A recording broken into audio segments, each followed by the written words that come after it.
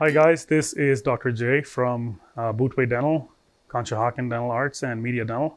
And today we are going to be talking about Children's Dental Health Month, which is February 2021. Every February essentially, but we're going to be answering some questions that everybody has when they can come into the office to discuss their kids' dental needs and how they can take care of their child and what they should be doing. And so common questions that are always asked, and we have the answers for them I'm going to share with you. And hopefully this gives you a little bit more education and guides you as to what is the best time to kind of bring your child in for care and so on and so forth. So the first question is, when should a child start seeing the dentist? Which is a great question, actually. The children should be brought in to see the dentist as soon as they start getting their teeth. Sometimes kids are born with teeth, there are neonatal teeth, and sometimes that can cause issues with the mom who's nursing, or sometimes the teeth come in after about 4 to 6 months after the child is born. So anytime when the child is born, you want to bring in the child to your dental office and talk to your dentist about how to best care for those teeth. You have to introduce the proper habits early on, and it's better if you kind of start them as early as possible. That way the child is used to coming into the office environment, seeing the dentist, seeing the hygienist, and it becomes a familiar environment for them so that they feel safe and secure and understand that these people are there just to kind of take care of their teeth. At 6 months, it's too early, but at least they kind of start, even at that age, the child can feel their environment and feel the nurture and the care that they're getting from their mom. And if the mom feels safe in the environment, the child will kind of carry that emotion forward as they get older. Also, the first visit is also a very easy visit. It's mostly a ride in the chair. They get to see some new faces. We get to see the child. We get to see in what stage of development they are, where their teeth are, how many teeth have come, and we can kind of guide you as to how best to take care of them. Sometimes it's simple as getting a swab and just wetting it and cleaning off the residue from the teeth, the plaque, and if you're nursing or if you're giving supplements in terms of formula, it can leave a very starchy carbohydrate residue, which can cause cavities very, very quickly. So it's always easy to know how to take care of them if you have the proper guidance, and we can always tell you how to take care of that. Sometimes there are very soft bristle brushes you can get, especially for kids that young, that you can gently start cleaning and kind of start introducing those things early on, so the child it's not surprised by it later on in life. And also, dental habits, the earlier you start, are better for them because they're going to carry those habits lifelong. So I think 6 months is a good time frame to bring the child in, as long as the child wasn't born with teeth. So our advice is between 6 months to 1 year as they start getting their teeth come in.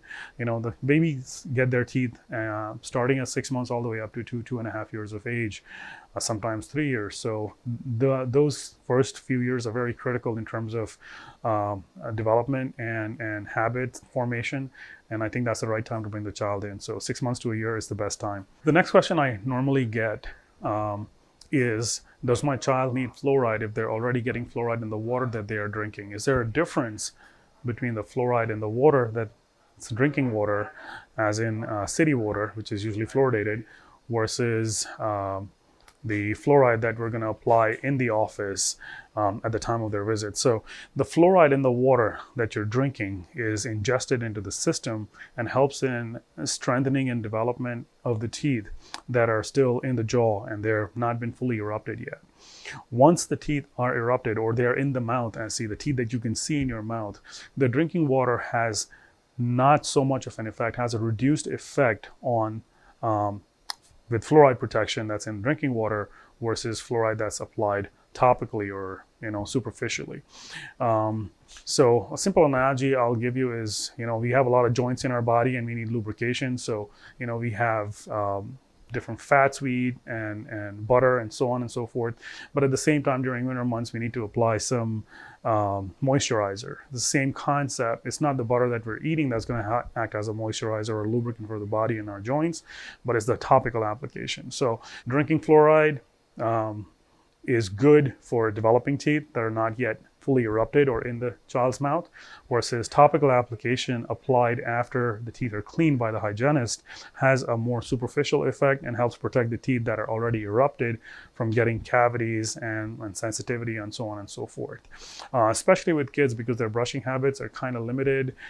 They eat a lot more, they're growing, they eat a lot more starchy foods sometimes, and hygiene is difficult to maintain sometimes in a child, especially if they're getting braces. So I think topical application of fluoride every time they get their cleaning done is very, very important. And I definitely recommend that every time you get the cleaning, make sure you ask your hygienist to put your fluoride on your child's teeth. Another question that we normally get in the office is, how old does a child have to be when they get their first x-rays? And that kind of relates to the question about, when should we bring the child in? Normally, once the child is starting to get teeth coming into their mouth, they're about 6 months old, and as they get older, they get more and more new teeth coming in. These are the primary teeth, or the milk teeth, as you've probably heard. What we recommend is, the x-rays are a certain size, so we don't want to bother the child with putting a big x-ray film in their mouth or a digital sensor in their mouth. So sometimes we'll recommend that we'll take like baseline readings or baseline radiographs or x-rays at a certain age, like maybe between a year to 2 years of age, when there's enough teeth in their mouth to see what the stage of development of their jaw is, to see what the stage of development of their teeth is, and also as long as the child is able to tolerate the x-rays. We recommend starting with the outside the mouth x-rays. It's called a panoramic x-ray, or OPG, or a big machine that goes around your head, which is much simpler to understand for a kid. It just goes around the head, gets the images that we need, and helps us diagnose any dental issues, concerns, or just normal growth, just to keep an eye on things, make sure everything's healthy and okay with the child. As the kid gets older and their jaw is developing, by the age of 3 to 4 years, sometimes 5 years, they're able to accommodate intraoral x-rays, which are x-rays that go inside the mouth and give us a much better detailed view of any cavities that may be happening, or any infections that might be there in the mouth. And we only take them if we need to. So please be assured that we're not going to take unnecessary x-rays. We only take the x-rays of children that we need to take, between 3 to 5 years when we start doing the inside the mouth x-rays. So we'll start with very simple, safe, outside the mouth, easy to tolerate, and kind of gives us the information we need, and doesn't bother the child. So between 3 to 5 years, you can expect your dentist or dental hygienist to recommend some radiographs for your child's teeth, to get a better understanding of their oral condition and to diagnose them better and better take care of their teeth. Another common question that I always get from patients is, should I floss my child's teeth? So I cannot emphasize more the importance of flossing. Flossing is not a very easy thing to do, and I understand that. Even some adults have trouble with it, and it can be a cumbersome, finger manipulation in order to get the floss in the proper positions and do it correctly. There's very good tools available for children, as a flosser, a floss pick, and stuff like that. So what we recommend is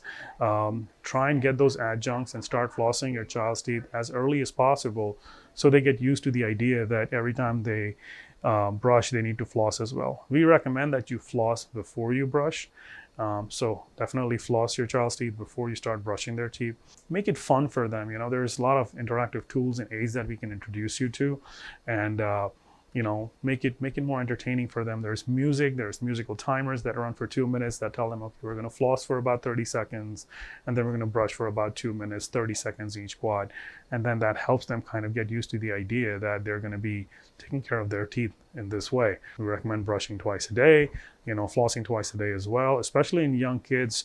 If you're nursing them, or if they're on formula, it's very important to maintain proper oral hygiene, because kids' teeth are more fragile, they get cavities more quickly. Definitely recommend, do not let them go to sleep with the bottle, in case that's another question that we get is, can I, I'm letting my child go to sleep, and he or she prefers the bottle when they sleep better. And I understand there's some concerns with, they just able to manage their sleep routine better if they have the bottle. But after you're done with the bottle at night, please make sure that you take a gauze or a very soft brush and kind of clean the teeth if they're already erupted, so that you can maintain their hygiene. So yes, flossing, very important for children just as much as adults. Again, if you have any specific questions or concerns, please give us a call. We are here at Bootway Dental, Media Dental, and Conshohocken Dental Arts. We're by the phones waiting to take your call. We're happy to see you. So give us a call. We'd be happy to bring you on board as new patients. We've got some awesome specials for our patients that I'm sure you'd be excited to find about. We've got a lot of goodies. We run a lot of exciting promotions. So can't wait to meet you and your whole family and take care of you. Thank you so much and have a great day.